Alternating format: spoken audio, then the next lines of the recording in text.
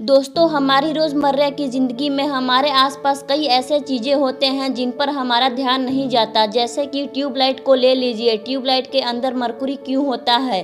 पंखा आखिर घूमता कैसे है? कुछ ऐसे ही अजब गजब सवाल हैं जो हमारे दिमाग में आते रहते हैं। अगर हम किसी से ये सवाल करें तो शायद लोग कहें कि ये तो फालतू सवाल है, लेकिन असल बात तो ये है कि हर सवाल कुछ कहता है। हर सवाल के पीछे कुछ न कुछ वजह जरूर होती है। दोस्तों, कुछ ऐसा ही सवाल हम आपके सामने लाए हैं, तो चलिए शुरू करते हैं। अगर आपने कभी इंडियन नोटों को गौर से देखा होगा तो आपका ध्यान उन पर बनी तिरछी लाइनों पर जरूर गया होगा। नोट की कीमत के हिसाब से इन लाइनों की संख्या घटती बढ़ती रहती है, लेकिन क्या आप जानते हैं कि इन लकीरों को नोटों पर क्यों बनाया गया है? हाथों के लकीरें तो बहुत कुछ बताती है, लेकिन नोटों पर बनी तिरछी लाइन आखिर क्या बताना चाहते हैं? आपने कभी सोचा है? अगर नहीं तो आज हम आपको इन्हीं के बारे में बताने जा रहे हैं। दरअसल ये लकीरें किसी भी नोट के बारे में बड़ी महत्वपूर्ण जानकारी देती है। आइए जानते हैं कि 100, 200, 500 और 2000 के नोटों पर बनी इन लाइनों का क्या मतलब है।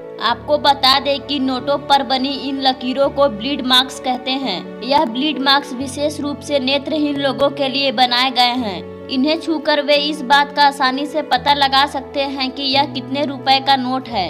यही वजह है कि 100, 200, 500 और 2000 के नोटों पर अलग अलग संख्या में लकीरें बनाई गई है। चलिए तो ये भी जान लेते हैं कि नेत्रहीन लोग कैसे पता लगाते हैं कि पैसों की कीमत कितनी है। 100 रुपए के नोट में दोनों तरफ 4-4 लकीरें बनी होती है। वही 200 रुपए के नोट पर 4-4 लकीरों के साथ 2-2 जीरो लगे होते हैं। इसके अलावा 500 के नोट में 5 और 2000 के नोट में दोनों तरफ 7-7 लकीरें बनाई गई है। इन लकीरों की मदद से ही नेत्रहीन लोग किसी भी नोट और उसकी कीमत को आसानी से पहचान लेते हैं। दोस्तों, इससे पहले नोटों पर बनी इन लकीरों का मतलब क्या आपको पता था? कमेंट में लिखकर जरूर बताएं और ऐसी ही और जानकारी पाने के लिए हमारे चैनल को लाइक, शेयर और सब्सक्राइब जरूर करें।